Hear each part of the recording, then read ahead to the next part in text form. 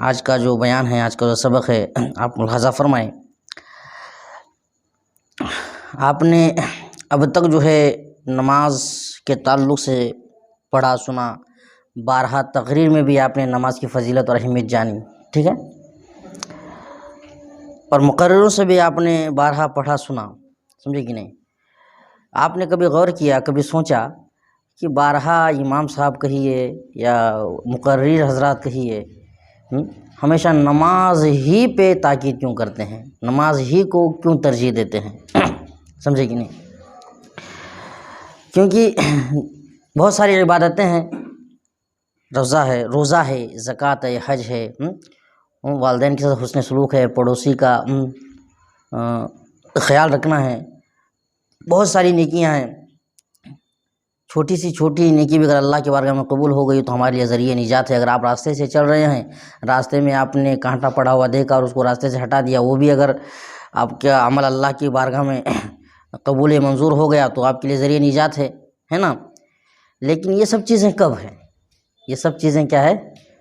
یہ جب چھوٹی چھوٹی جو ہمارے باتیں اللہ کی بارگاہ میں جو قبول ہوں گی، یہ کب، کس صورت میں؟ کہ اس صورت میں کہ جب کوئی مومن کامل فرائض کی ادائیگی پابندی کے ساتھ کرتا ہو، سمجھے کہ نہیں؟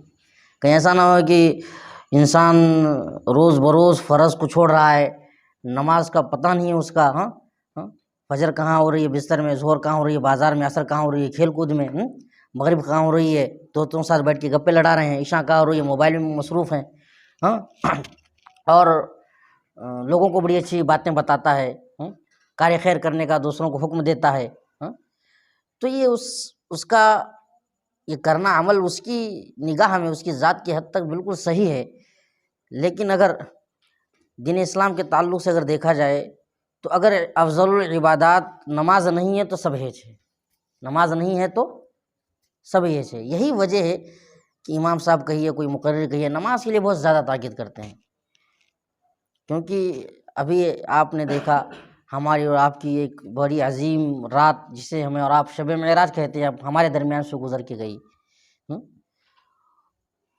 کہ نہیں؟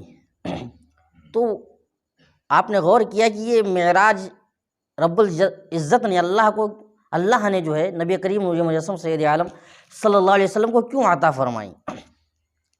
اس کی وجہ یہ ہے، کچھ راز و نیاز کی باتیں کرنی تھیں، کیا کرنی تھی نبی کریم نور مجسم سید عالم صلی اللہ علیہ وسلم جانے یا ان کا رب جانے۔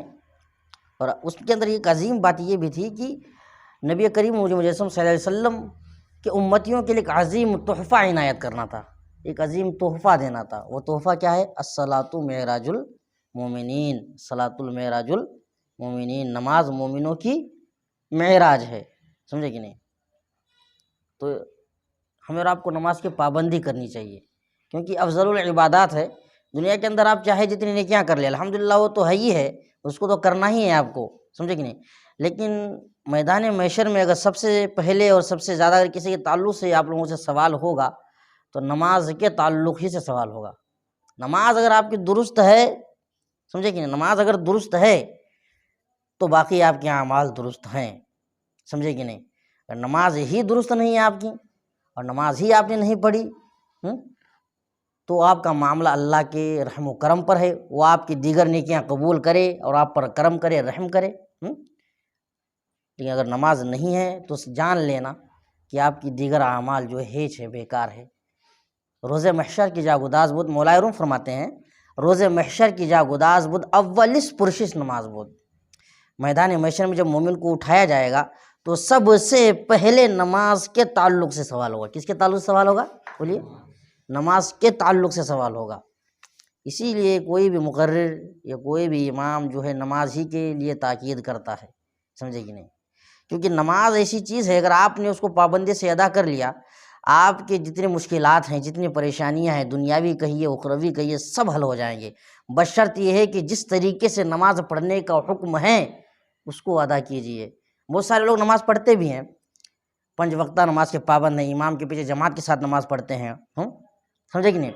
لیکن وہ اپنے پریشانیوں کا حل تلاش نہیں کر پاتے، اپنے پریشانیوں سے نجات نہیں حاصل کر پاتے ہیں۔ اس کی وجہ کیا ہے؟ نماز تو پڑھتے ہیں، آپ کو لگ رہا ہے کہ ہم نماز پڑھ رہے ہیں، لیکن آپ کی نماز صحیح ہو رہی کہ نہیں ہو رہی ہے یہ کس کو معلوم؟ کبھی اب سجدہ کر رہے ہیں تو آپ کی کبھی ناک نہیں لگ رہی ہے، کبھی رکوع میں جا رہے ہیں تو آپ کی پیٹھ درست نہیں ہے، سجدے میں ہیں تو آپ کے پیر کی انگلیاں قبلہ کی رخ نہیں ہے، سمجھے کہ نہیں؟ آپ نے پڑھا گزشتہ درس میں کم از کم 3 انگلیوں کا لگنا واجب ہے، اور 2 انگلیوں کا لگنا فرض ہے، اور 5 انگلیوں کا لگنا پیر کی کیا یہ سنت ہے، پڑھا کہ نہیں؟ اس طریقے سے اگر آپ نماز ادا کریں گے تو آپ کی نماز قابل قبول ہوگی۔ میں آپ کو ایک روایت بتاتا ہوں، ایک واقعہ مشہور ہے۔ حضرت عصام بن ثابت رضی اللہ تعالی عنہ حضرت حاتم بن اسم رضی اللہ تعالی عنہ کی بارگاہ میں آئے، دونوں بھی اللہ کے بہت مقرب بندے، اللہ کے ولی ہیں۔ اب ان کا علمی معاملہ ہے۔ حضرت عصام بن ثابت حضرت حاتم اسم کی بارگاہ میں آئے اور انہوں نے اعتراض کرنا چاہا علمی اعتبار سے کہ حاتم آپ بتائیے آپ نماز کس طریقے سے ادا کرتے ہیں؟ کیا میں جس طریقے سے خلوص اور للہیت کے ساتھ نماز ادا کرتا ہوں کیا آپ کی نماز اس طریقے سے ہوتی ہے؟ آپ خشوع اور خضوع کے ساتھ نماز پڑھتے ہیں؟ کہنے کا مطلب یہ، سوال کرنے کا ان کا انداز یہ تھا، آپ نماز کس طریقے سے پڑھتے ہیں؟ تو حضرت حاتم بن اسم رضی اللہ تعالیٰ عنہ نے اپنے رخ کو حضرت عصام بن ثابت کی طرف پھیرا اور غور سے دیکھا اور کہا، آپ سننا چاہتے ہو کہ میں نماز کیسے ادا کرتا ہوں؟ آپ سننا چاہتے ہو کہ میں نماز کیسے ادا کرتا ہوں؟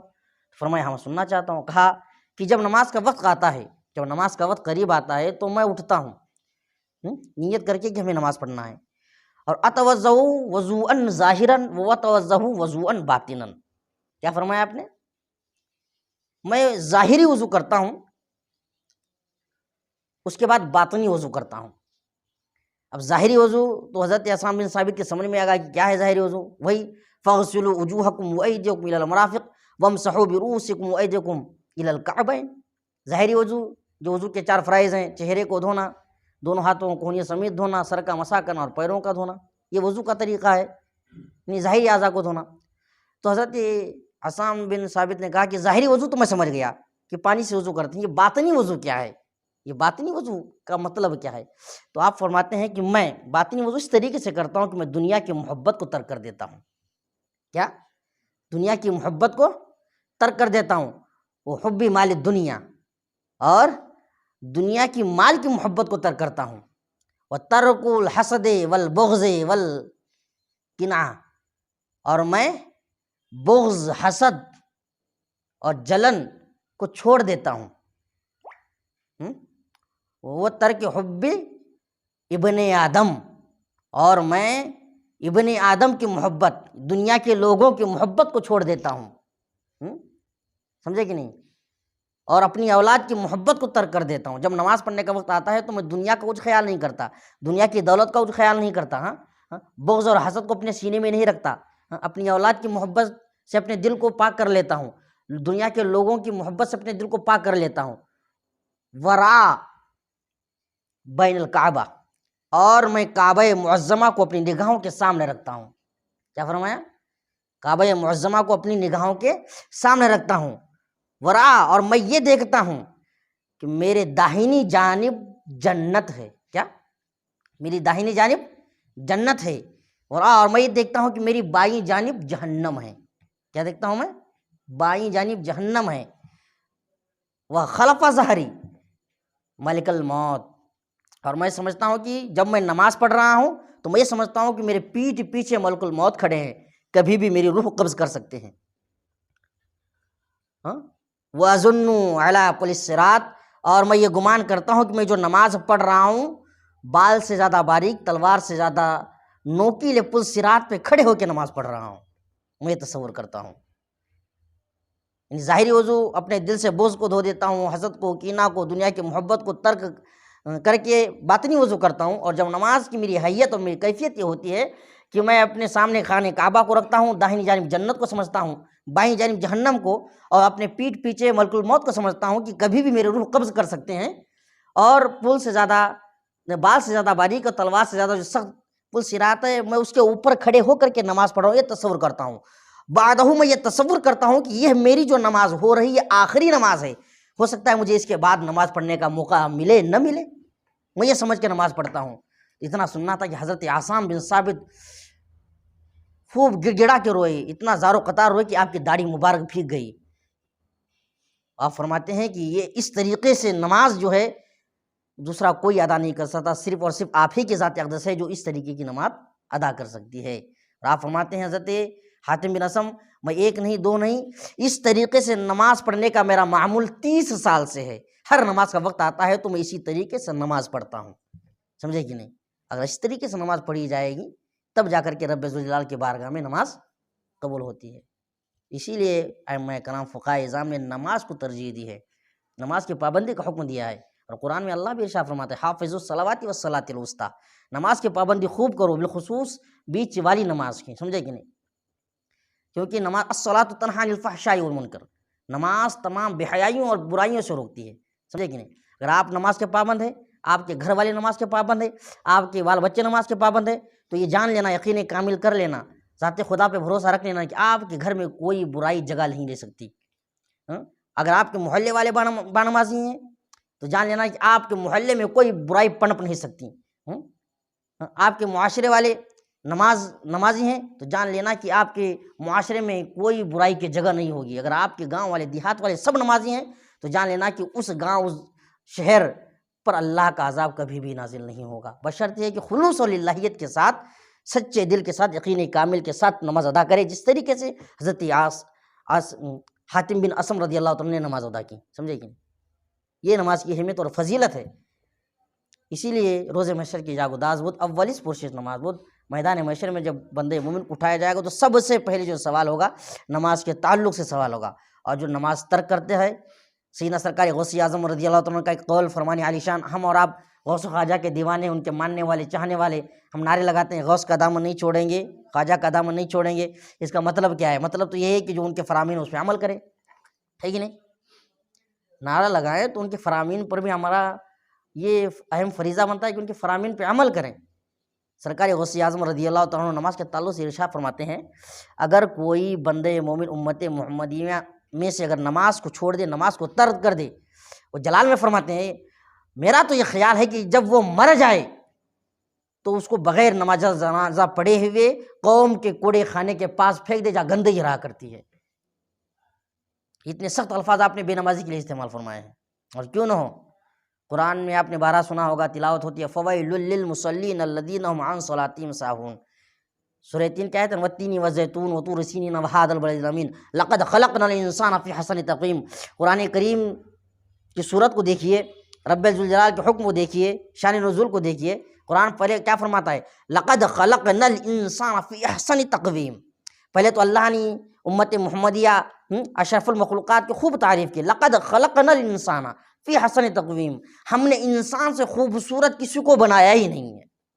لقد خلقنا الانسان، ہم نے تحقیق کی، ہم نے پیدا ہی نہیں کیا انسان کے علاوہ کسی چیز کو خوبصورت۔ آگے اسی آیت کی آگے اب کیا فرما رہا ہے؟ فویل، لیکن ویل ہے، فویل للمصلین الذین هم عن صلاتهم ساہون، ویل ہے ان نمازیوں کے لیے، عن صلاتهم جو اپنی نمازوں سے ساہون کاہلی کرتے ہیں۔ ویل ہے ان لوگوں کے لیے جو اپنی نمازوں میں کاہلی کرتے ہیں۔ اب اس کا مطلب اور مفہوم سمجھیے، تو جو لوگ نماز چھوڑتے ہیں ان کے لیے ویل ہے۔ جو قرآن کی آیت ہے اس کے اندر کن کے لیے ویل بتائی گئی؟ وہ جو نماز چھوڑتے ہیں ان کے لیے نہیں، جو لوگ نماز پڑھنے میں تاخیر کرتے ہیں، وقت پر نماز نہیں پڑھتے، وقت گزر جانے کے بعد نماز پڑھتے ہیں۔ یعنی ظہر کی نماز کا وقت تھا، ظہر کے وقت کو ہم نے کھیل کود میں ڈال لیا، ظہر نہیں پڑھی، عصر کا وقت آ گیا تو پھر ظہر پڑھنے چلے ہم لوگ، وقت کو گزار کے نماز پڑھ رہے ہیں۔ یعنی نماز پڑھنے میں جو کاہلی کرتے ہیں، یا تو جماعت کا وقت ہو رہا ہے ہم ادھر کھیل کود رہے ہیں، لوگ جماعت چھوڑ رہے ہیں۔ جماعت واجب ہے نا، جماعت کی بھی بہت عظیم اہمیت ہے، بغیر جماعت کی نماز پڑھ رہے ہیں، کاہلی کر رہے ہیں نماز پڑھنے میں۔ نماز چھوڑنے کی بات تو بہت بعید ہے، بہت دور ہے۔ جو لوگ نماز تو پڑھتے ہیں لیکن کاہلی کرتے ہیں، وقت گزار کر کے جماعت کے ساتھ نماز نہیں پڑھتے ہیں، ان کے لیے قرآن فرما رہا ہے کہ ان نمازیوں کے لیے، بے نمازیوں کے لیے نہیں۔ وہ لوگ جو نماز پڑھتے ہیں لیکن نماز پڑھنے میں کاہلی کرتے ہیں، وقت سے نماز نہیں پڑھتے، جماعت سے نماز نہیں پڑھتے، ان کے لیے جہنم کی ویل ہے۔ فویل للمصلین، نماز جی تو ہیں لیکن کاہلی کر کے پڑھتے ہیں، ان کے لیے جہنم کی ویل ہے۔ تو جو بے نمازی ہوں گے ظاہر سی بات ہے ان کے لیے تو سب سے بڑا عذاب ہوگا۔ اور ویل کیا چیز ہے؟ ویل جہنم کی ایک ایسی وادی کا نام ہے جو 70 گز کے نیچے دبی ہوئی ہے جہنم کے، ایسی وادی کا نام ہے کہ خود جہنم بھی اس وادی سے پناہ مانگتی ہے، خود جہنم بھی اس وادی سے پناہ مانگتی ہے، ویل اس وادی کا نام ہے۔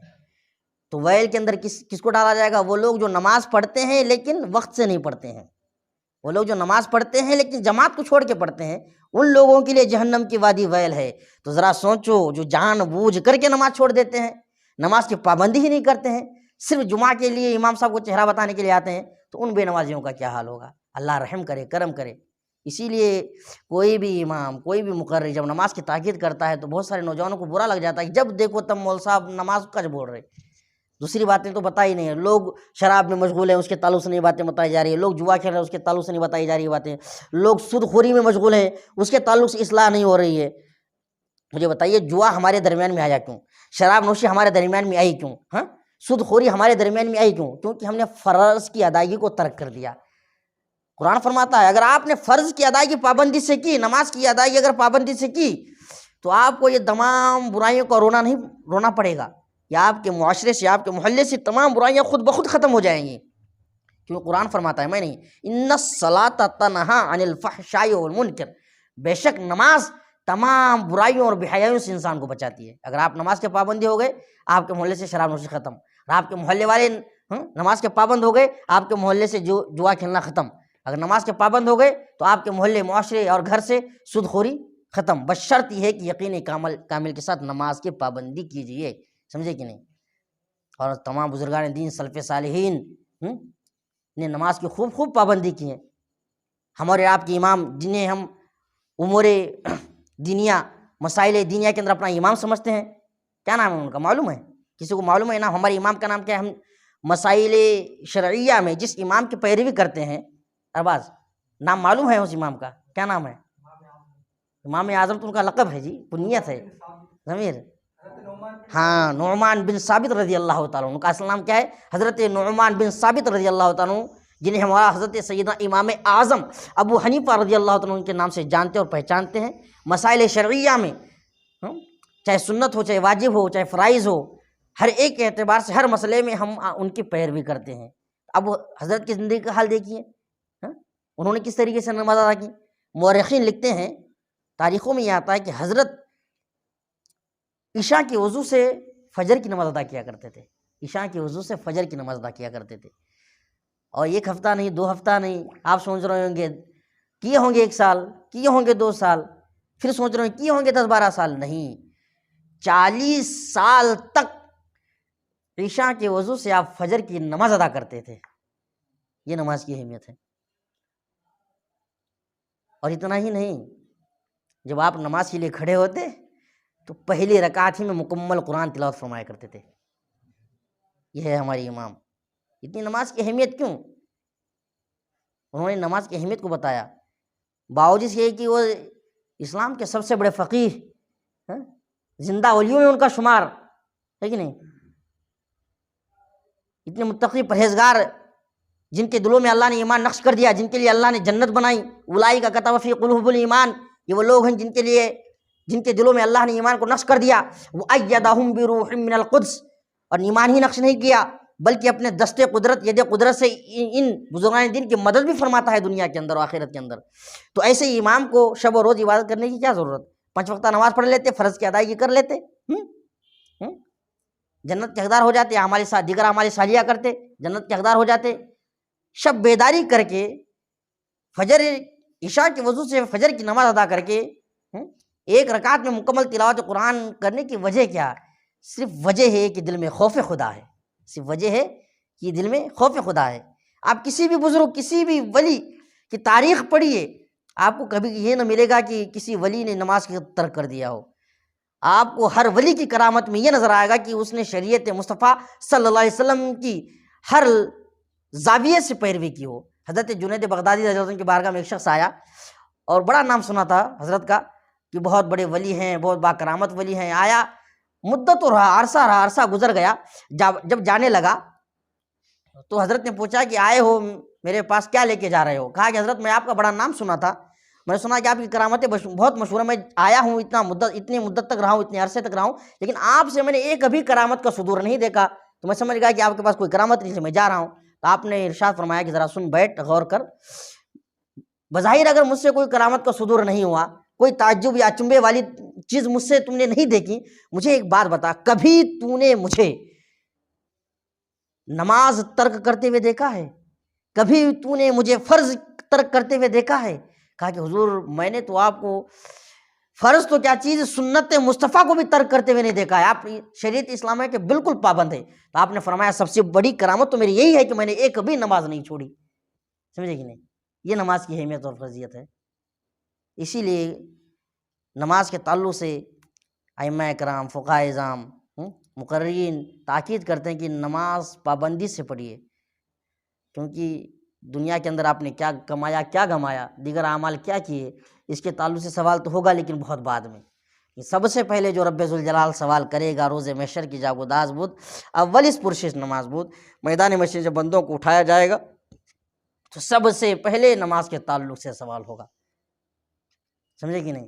اور من ترک الصلاۃ متعمدا کتب اسمہ علی باب النار، اور جو شخص جان بوجھ کر کے ایک وقت کی نماز چھوڑ دیتا ہے، کتب اسمہ علی باب النار، اس کا نام جہنم کے دروازے پہ لکھ دیا جاتا ہے۔ سمجھ رہے ہو میری بات کو آپ؟ جب جہنم کے دروازے پہ لکھ دیا گیا تو ظاہر سی بات ہے اس کا جہنم میں جانا لازمی اور واجبی ہو گیا۔ تو کہنے کا مطلب یہ ہے کہ خوب نماز کی پابندی کیجیے۔ ہم جو کچھ سیکھنے کے لیے حاضر آئے ہیں، کچھ پڑھنے کے لیے حاضر آئے ہیں، تاکہ ہمارے علم میں اضافہ ہو، سمجھے کہ نہیں؟ علم میں اضافہ ہو، ہمیں معلومات ہو، لیکن جو معلومات ملیں، جو ہمارے علم میں اضافہ ہو، صرف اضافہ کرنے سے کافی ہے کیا؟ نہیں، جو ہمیں علم ہوا، جو ہمیں علم ملا، جو ہمیں معلومات ہوئیں، اس پہ عمل کرنے لا، یہ سب سے بڑی بات ہے، سمجھے کہ نہیں؟ علم چنداں کے بیشتر خانی چو عمل برنیست تو نادانی، علم چنداں کی بیشتر خانی، شیخ سعدی علیہ رحمۃ رضوان فرماتے ہیں، علم چنداں کی بیشتر خانی چو عمل در نیست تو نادانی، علم چاہے جتنا زیادہ سیکھ لو، اگر علم کے مطابق بندے کا عمل نہیں ہے تو اس کا سارا علم بیکار ہے، سارا علم اس کا بیکار ہے، اس کا پڑھنا لکھنا سب کچھ بیکار ہے۔ تو علم کے ساتھ ساتھ عمل ہونا بھی ضروری ہے۔ تو اب اس کا مطلب یہ نہیں ہے کہ حضرت ہم مدرسے میں گئے نہیں، ہم پڑھے نہیں، ہم کو علم فقہ کے تعلق سے نہیں معلوم، ہم کو نماز کے مسائل نہیں معلوم، سمجھے کہ نہیں؟ علم کا ہونا اس کا مطلب یہی نہیں ہے کہ کوئی بہت بڑا عالم ہو جائے پھر اس کے بعد عمل کرے۔ بہت سارے یہی کہتے ہیں کہ عالم جو ہے، عالم اگر بے عمل ہے تو سب سے زیادہ عذاب اس کو ملے گا، ہمارے پاس علم ہی نہیں ہے تو ہمارے پاس علم نہیں ہونے کی وجہ سے، نادانی کی وجہ سے ہم بخشے جائیں گے۔ یہ غلط روایت ہے، ایسا کچھ نہیں ہے، یہ غلط افواہ ہے۔ پہلی بات تو سب سے زیادہ پکڑ انہی لوگوں کی ہوگی جو علم حاصل نہیں کریں گے، کیونکہ آقا دو جہاں سرور دو عالم صلی اللہ علیہ وسلم نے ارشاد فرمایا، طلب العلم فریضۃ علی کل مسلم و مسلمہ، علم دین کا حاصل کرنا ہر مسلمان مرد اور عورت پر فرض ہے۔ علم دین کا حاصل کرنا، دین کا علم حاصل کرنا، اگر آپ نے حاصل نہیں کیا تو آپ کا یہ بہانہ نہیں چلے گا کہ ہمیں علم نہیں تھا، ہمیں معلوم نہیں تھا، اس کا کیا مسئلہ ہے، سمجھے کہ نہیں؟ اگر آپ نے ایسا کہہ دیا تو سب سے پہلے آپ کی وہیں پکڑ ہوگی، آپ نے پڑھا کیوں نہیں، آپ نے سیکھا کیوں نہیں؟ فَاذْكُرُوا فَاسْأَلُوا أَهْلَ الذِّكْرِ إِن كُنتُمْ لَا تَعْلَمُونَ، اگر معلوم نہیں ہے تو ذکر والوں سے، علم والوں سے پوچھو، ان كنتم لا تعلمون، قرآن فرماتا ہے فَاسْأَلُوا أَهْلَ الذِّكْرِ إِن كُنتُمْ لَا تَعْلَمُونَ، اہل علم سے پوچھو اگر تمہیں کوئی مسئلہ معلوم نہیں ہے، تو معلوم نہیں ہے تو پوچھنا چاہیے تھا، سیکھنا چاہیے تھا۔ اب آپ پوچھنے کے لیے، سیکھنے کے لیے آئے ہیں، تو اب مجھے بتائیے آپ کو اس بات کا علم ہوا کہ نہیں نماز فرض ہے کہ نہیں ہے؟ علم ہوا نا، نماز فرض ہے نا، یہ بھی ایک آپ کا علم ہے، نماز کی اہمیت کا آپ کو علم ہے، تو یہ اب آپ کا علم ہو گیا، آپ نے اس بات کو جان لیا۔